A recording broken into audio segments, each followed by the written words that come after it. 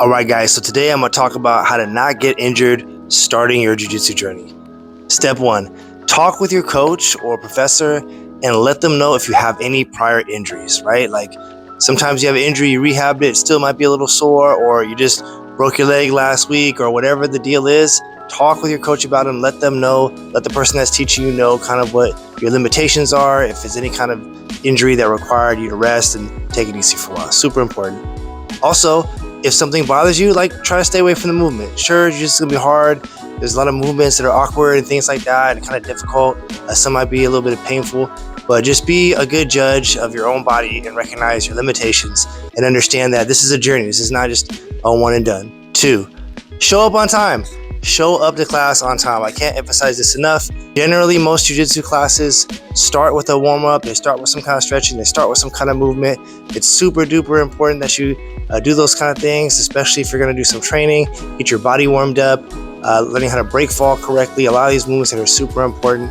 Make it if you know you're going to do jiu-jitsu, mark it in your calendar. Like you're not going to go anything after that. You understand you're going to be there on time. Leave a little early, have your stuff ready to go. Showing up on time is a great way to make sure that you're warm and you're stretched out to help avoid being injured. Number three, start in a beginner program. A lot of schools have beginner classes or classes for new people or special beginner programs like a 6-week, 4-week kind of deal or whatever. If you're starting jiu-jitsu, generally you're going to have a better experience if you can start off in those programs. A lot of times the instructor will be very patient. They understand everybody's new. There's a certain series of techniques that you need to have a fundamental understanding of that are generally really focused upon when you're in some of these beginner classes or beginner programs. A lot of times they'll have a beginner curriculum. Like in our gym, we have a special beginner program with the curriculum and all kinds of cool things and food and stuff that you need to really kind of like adjust your life and your nutrition to starting this amazing journey that you decided to embark on. But that would be your place to start. Don't start off just showing up to open mats. Don't show up to like the advanced classes and call out your sensei and things like that.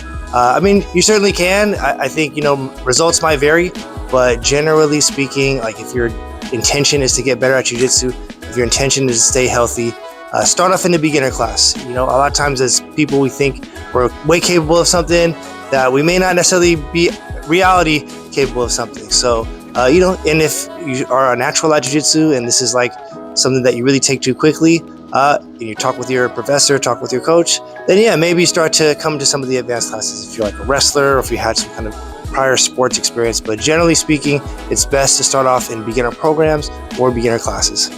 Those are some really easy steps that you can do to incorporate into your jiu-jitsu journey or start your jiu-jitsu journey.